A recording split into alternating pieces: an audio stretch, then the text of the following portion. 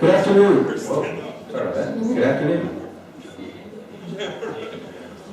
My name is Mark Akers. I'm the director of the Institute for Child Development and Family Relations. We're the unit putting on today's event. I want to thank everyone for coming.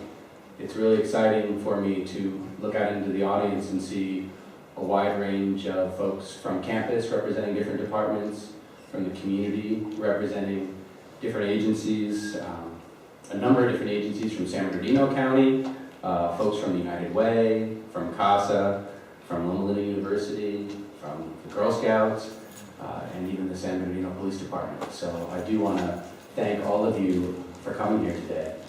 The mission of the Institute is to advance the well-being of children and families in the inland region. And we know that when we do that well, or for us to do that as best we can, that requires partnerships. That requires working with all of you, whether that means you're our students here or whether you're representing various agencies in the region. For us to do that well, we need to work together. And so one of the reasons we decided to put today's event on was to try to help learn about how to do that more effectively, to help build new partnerships, to continue to build ones that already exist so that we can work together and ultimately achieving what I think is a really important goal for a university, which is to work to serve the needs of the community. And so thank you again for attending today. I'd like to introduce to you Dr. Kelly Campbell. She's the Associate Director of the Institute, and she's going to introduce today's speaker. Kelly?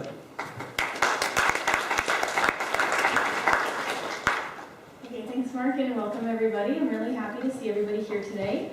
Not as good as Mark, so I have my stuff written down of what I'd like to convey. So first thing is I want to thank the Intellectual Life and Visiting Scholars Fund for supporting today's event. And now I'll talk about how we came to invite our speaker to campus. So initially I put out a call to campus and said I'm looking for a leading expert in the field of social media to come talk to us. And right away, Mark Hartley, who's the Director of Student Leadership and Development, responded. He's here in the audience. And he said, oh, we invited Sahara last year and she was so amazing, she did a really good job. So I put a quote of what he said and this convinced me I have to invite her. So he said, the only negative is that I booked the room for an hour and she could have spoken for 3 hours and still captivated the audience. So I said, okay, this is the person I want to try to get for us. In terms of her background, she is a certified social media strategist and international marketing expert. LinkedIn has ranked her among the top 5 leading social media experts worldwide. She's the founder of Sahara Consulting and serves as a VP of the LA chapter of the National Association of African Americans in Human Resources. She's also on the board of the Burbank Leadership Program Committee and co-founder of a nonprofit organization called Children's Voice. So without further ado, please welcome Sahara and Brad.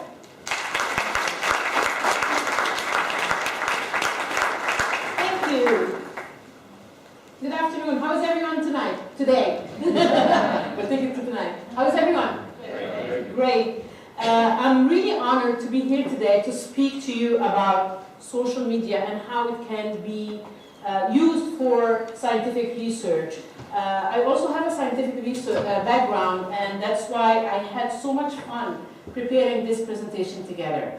I want you to know that we are videotaping the session, so probably in a week or so you can have access to this. I'll put it on my YouTube channel, and I know that Kelly also is videotaping the session, so that will make it easier for you. I will also, by the end of the day today, I will put it online, and I can send whoever needs to have a link to see it. I'll put it probably on SlideShare, so if anyone wants to see it, again, because I'm using a lot of links in there to give you the tools that you can use, you can with no problem look at it as many times as you want. I'm not going to take it down, so it will be there forever for you to see.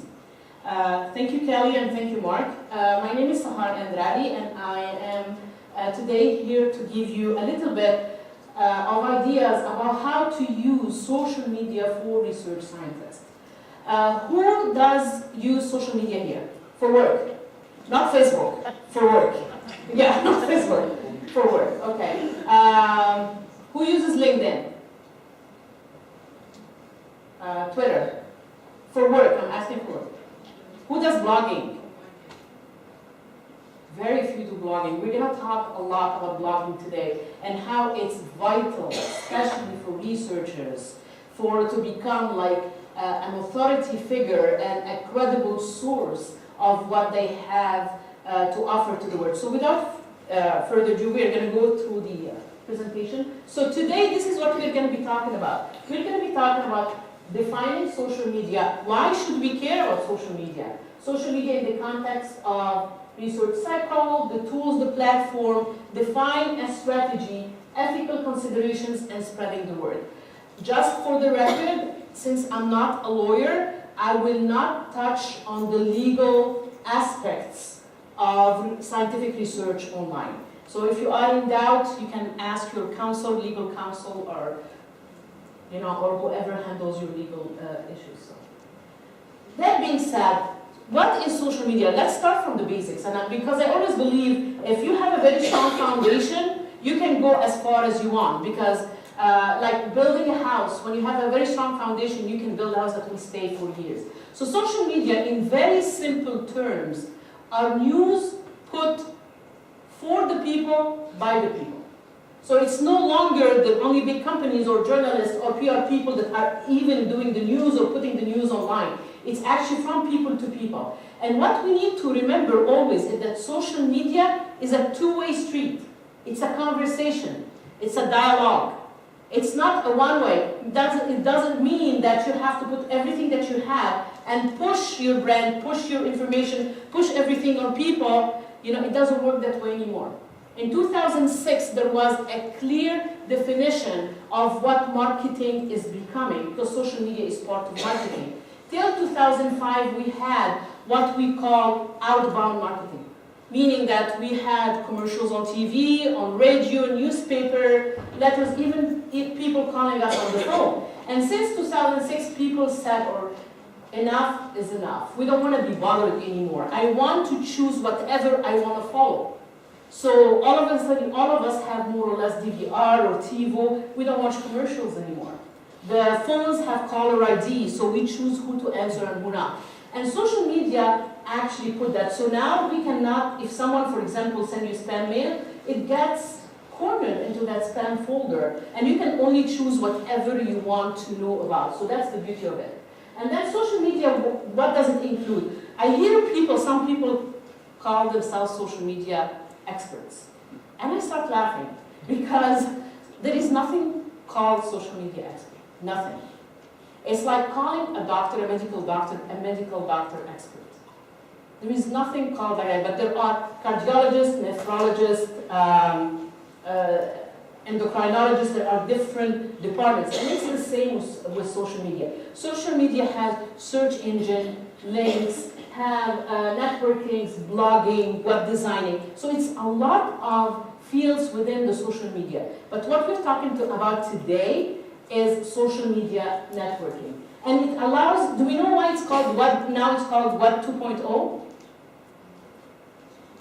Because it's a two-way street, it's a dialogue. It used to be Web 1.0 and it started changing. The first change that came about Web 2.0, I don't know if anyone will remember the AOL chat rooms.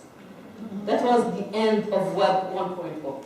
So, social networks are basically like online meeting places where people that share the same interests, people that share the same likes, and share the same ideas kind of group together. So that's why there are groups and networks that serve certain industries, certain fields that you can find online. So I call social networking is basically like a cocktail party that you can go to just without the restraint of time or of place. Because you can be anywhere talking to someone in Australia. Lifetime, real lifetime. And that's the beauty of social media. And also without money, because you don't need to pay for drinks or for food or anything. You can do it for your own convenience. So, there are always the haters, I call them, of social media. They say, oh, I'm going to look. Why do you think people are scared from using social media? Privacy. Price? Privacy. Privacy, absolutely. Don't look at the slide. I do that. What else? They know how to use it. They know how to use it, exactly. What else? Proponents saying hackers. you're going to be hacked if you get anywhere. And I have friends that don't even have email accounts, their bank information isn't online, and they're still afraid they're going to be hacked. It's like, you barely have a computer. Well, the same chances that you can get your regular email, Gmail or Yahoo hacked, is a lot bigger chance to get hacked in your emails and get hacked on social media. Yes, there have been huge attacks on sometimes on Twitter, but it's one time within like 7-8 years. So it's not really, and when we talk about privacy, we're going to talk about it later on, you control your own privacy. You have privacy settings that you can control everywhere you go. The social media networks do not impose on you your privacy settings. You choose it. And you can choose it like 1 degree, 2 degrees, 3 degrees, it's up to you. So don't be scared of that. And yes, people do not use social media because they're scared. They say that, okay, if I put my information, someone will hijack my information. Someone will have, will dilute my brand, privacy issue, confidentiality, and all that. And all that can be actually controlled on social media. So the first critique on social media is the privacy, confidentiality. That maybe it's who's putting this information? Are they an authority, or is it someone? Because now anybody can put anything online. You know, if Justin Bieber puts his selfie pictures everywhere on the social media now, anybody can do it. So it's about authority and quality. It's about information overload. I hear it a lot. People say, I don't even know where to start. There are millions and millions of networks. I don't even know where to start. And some people think that they have to be on every single network that exists. That's as far away from the truth as. You need to concentrate on whatever you need to use, and we're going to discuss how, why, and what we're going to do about that today. And then work-life balance. I know some people that are like stuck to their computer and social. They are addicts, social media addicts, that they spend so much time on it, they lose that work-life balance issue. And in academia, there is a certain stigma sometimes. And by the way, whenever we talk about something, it's general, it's not stereotyping, so it's not like everybody is like that, it's just a general idea. So there is a stigma attached to online that maybe you have too much time on your hand, and that's why you're just always online. And that your activity is a waste of time and distraction from researching and studies. And this can be as far as possible from the truth. So the problem with the traditional methods in the scientific research is that sometimes the textbooks are in certain libraries, and if you don't have access or you are not a member of this library, you cannot have access to that. And also, you cannot share whatever you have with other disciplines. So it stays within the box that you are in and doesn't go outside of that box. And also, the outputs are fairly long, and sometimes it's written in such high scientific language that it becomes jargon to other people. It's like, for example, doctors talking to their patients and telling them how their hypertension is causing hepatic cirrhosis with ascites. And it's just like, yes, it's English, but it's also jargon. No one can really understand it. So the researchers now using social media need to bear in mind that it's open to everybody to read it. Yes, they need to use scientific terms, but don't make it too difficult or too hard for people to understand. This reflects a one-way also expert communication. Again, it comes to the point where it's only push and not push and pull. So it will be only just to disseminate information. There are challenges and benefits for the social media. If I'm going too fast, please let me know. So the challenges are, like we said, not knowing where to start, information overload, that we need to learn new things, fear. And as human beings, whenever we start in something new, it triggers our fight or flight, reactions, because it's a change. And we prefer to be in status quo, in our comfortable zone, so we don't like to step outside. But like they say, and I always believe in that, no risk, no gain. You really need to step out of that. If you really want to advance, if you really want to get bigger, if you want to get more research done, if you want to collaborate more, if you want people to know about you more, you need to step out of that comfort zone. And also, there is no planning. If you don't know what to do, you won't have the proper strategy to use it. And maybe you can say, you know what, like I said earlier, there are so many networks that you don't even know where to do.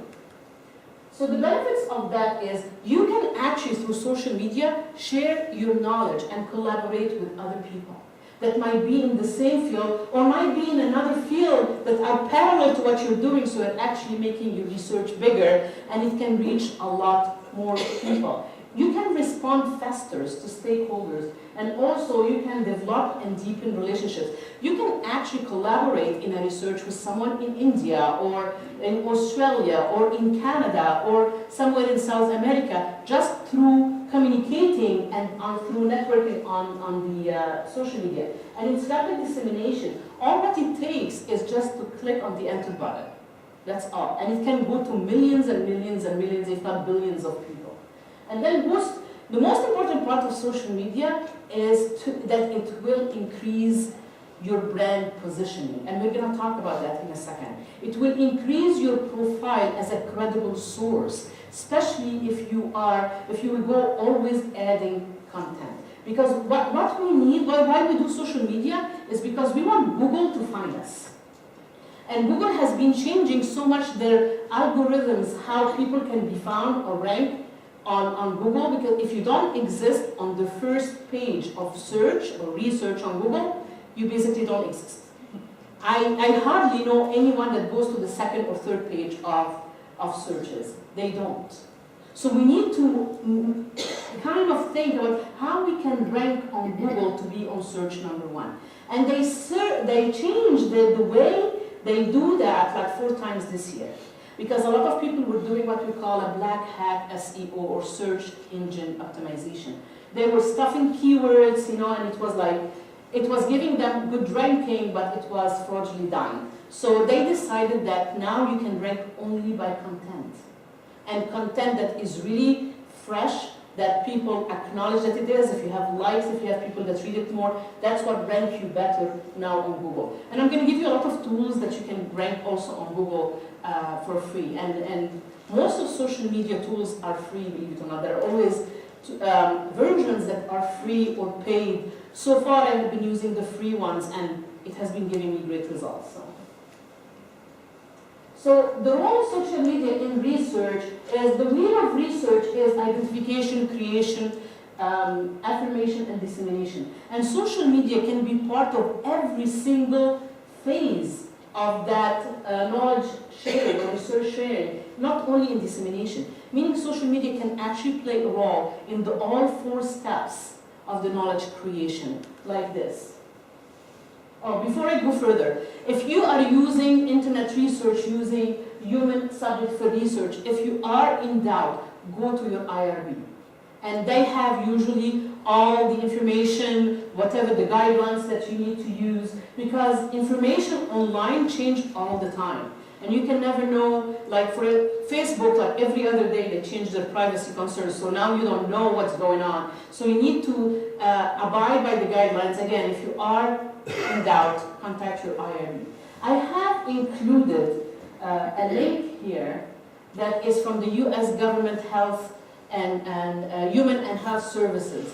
And this is actually a research on how you can use social media the proper way through some guidelines, like how you can confirm the identity, the age, what's confidential, what's not. So when you get this presentation, this link will help you. It's like 7 or 8 pages, and it has most of the information that is there. So, what is branding? Why should we care about branding? Every single person in this world, every single person in here have their own brand. Even if we don't realize that, we all have our brand.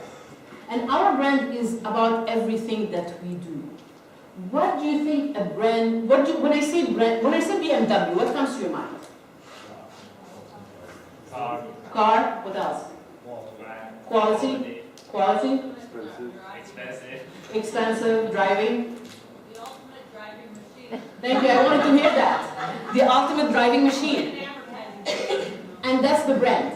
That's what BMW wants us to think when the word BMW gets in our head. That's branding. Like for example, when I say Volvo, what comes to your mind? Safety. Safety. If you heard that every single day of the week there was a big car accident involving a Volvo car, would you still think about it as safety? Exactly. So it's branding. This is what branding is. Branding is basically the image that someone or a product or a service is the image that make others perceive what they are and what they offer. And in simple words, it's the promise of what you can offer. So as scientist, your brand will be what is it that you have to offer to others.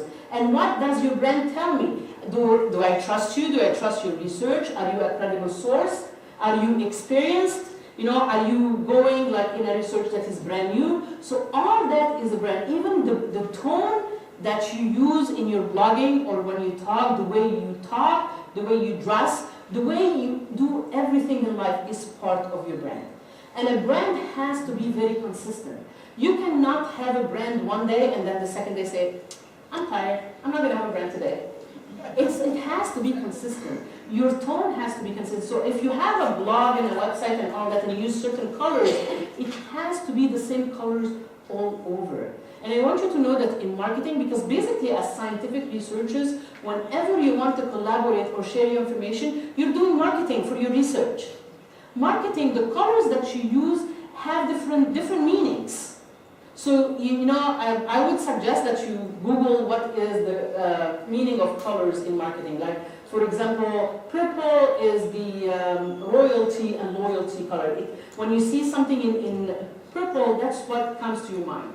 It triggers something in our brain. Orange means like it's sunshine, it's positive. Red is passion, but it's also alert. So we need to know somehow what a branding and the colors that we're using mean. So it's a unique, authentic promise of value. And packaging yourself, self-packaging yourself becomes very important as part of your branding. And that's why when you go on social media, you have to build profiles. Do we know what profiles are on social media? Whenever you go and sign up for a social media tool, it will ask you for a profile. Some of them can take 2-3 paragraphs, and some of them will take only, like LinkedIn, take only 2,000 words. Some of them will take only 140 characters, like Twitter. So we need somehow to develop our bio or our resume, that will be our brand, that we self-package ourselves the proper way. And in this bio or this profile, we have to use what is called value proposition. Meaning that what is it that you offer that no one else offers? And you have to know that. I mean, I consult some small businesses on how to use social media marketing, and there are different industries, if you want to say. And sometimes when I ask them, so how are you unique? I don't know. I say, why are you even in business? You are in research because there is something in your heart that made you do that. So believe it or not, passion can be part of your value proposition. Why you're doing what you're doing, this is part of why you can be unique. You have to really stop for a second and think about that. You want to help certain, class of people, you want to help people get better. I mean, whatever it is, you really need to stop and think inside of your head, why is it that you're doing this, and how unique are you to do it? Sometimes it's not a very easy exercise, so I always suggest that you put 5 things that you know you're very good at, and ask people around you 5 things that you think that you're good at, and kind of crisscross and see what you have in common. That should be your value proposition.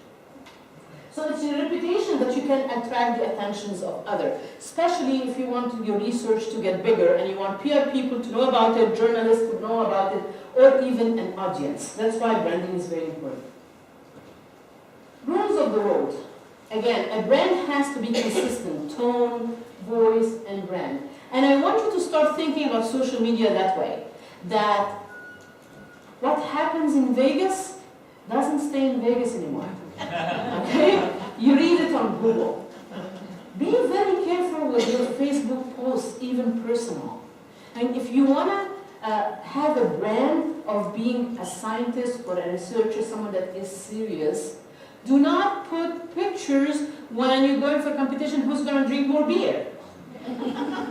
You know, and same for women. I mean, just like I know that a lot of people, they say, this is my privacy, this is my First Amendment to speak, I can put my pictures in bikinis and all that. That hurt people.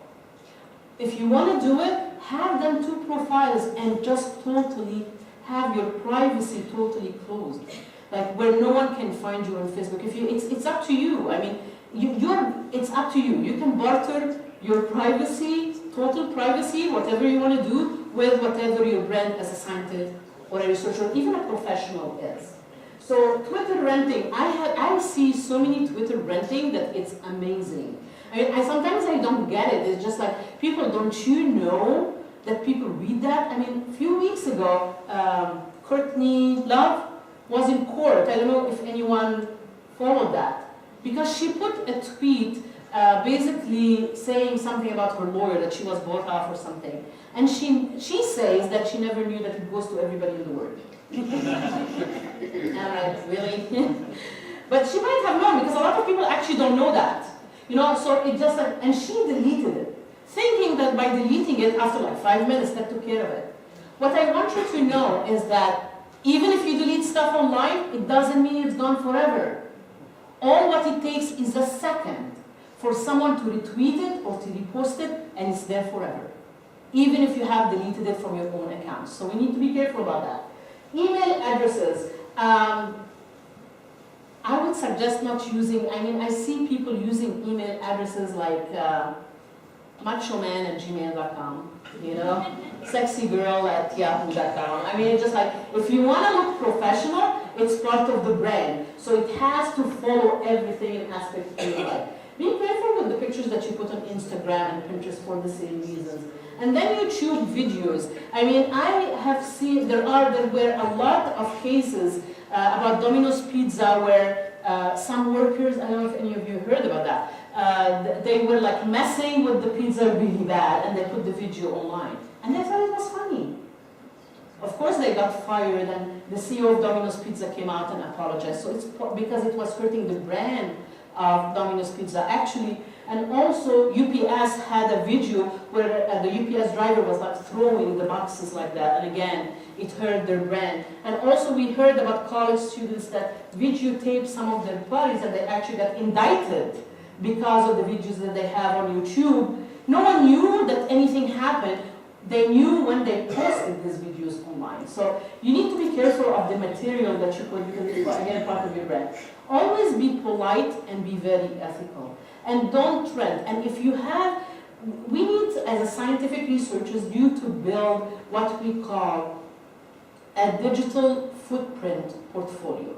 Meaning if someone looks for you on Google or Google you, then all what will have come will be positive things. And that's what we need to have.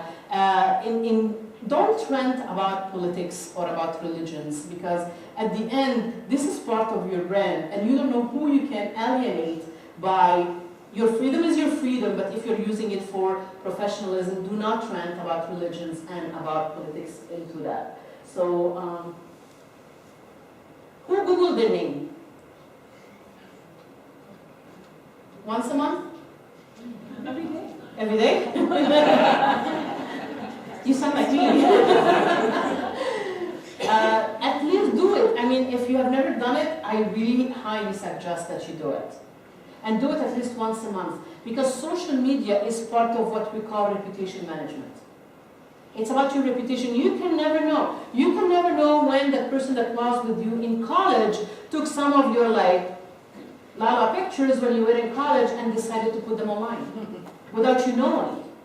So you need to always go through that. I had someone to me, he challenged me and he said, I have never been online. I don't have any profiles. I bet you'll never find anything about me. I'm like, okay. I Googled their name. There were 4 pages about him.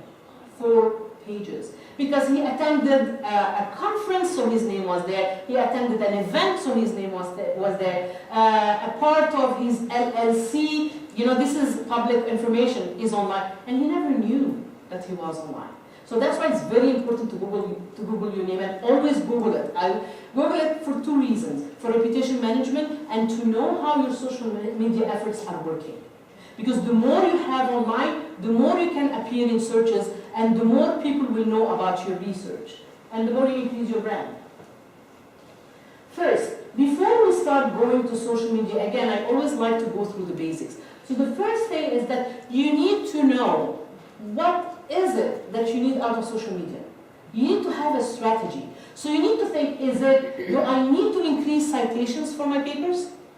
Or do I need to increase visibility for the research that I'm doing? Do I need to collaborate? Do I need to promote what I'm doing? Do I need to connect with other researchers in the world? Do I need to maybe discover the latest researches that will help me in whatever my research is going through? Or maybe to connect with other disciplines that will kind of complement the research from all angles? Or do I need, for example, to publish it in open access journals? The most important part is to be who you want to be. Always have a genuine voice when you talk. Always be honest and upfront. Because if you hide anything, people will find it. So nothing is hidden anymore. So I want you to be whoever you want you to be. And I want you to think first, what is it that you need out of social media? That being said, now as we know, social media landscape is like this, and as we see, is very noisy. So we need to make sense of all that. How can you use actually social media for research? First, there are 4 steps for a strategy. The first one is to identify your audience, meaning who are you trying to reach? And this is the step number 1. Don't jump it. Because if you jump it, you're going to basically dilute whatever you're doing. You need to know exactly who you want to reach, who you want to target, who is what we call target market. Who's your target? You need to define that.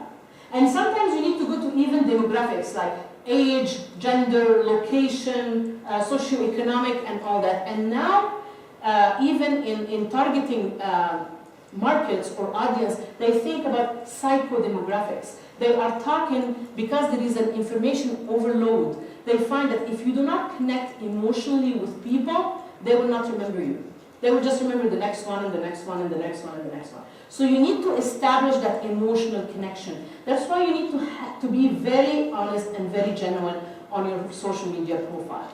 So that, and also when you go and start going and claiming your profiles on social media. You don't want anyone to hijack your name or your brand.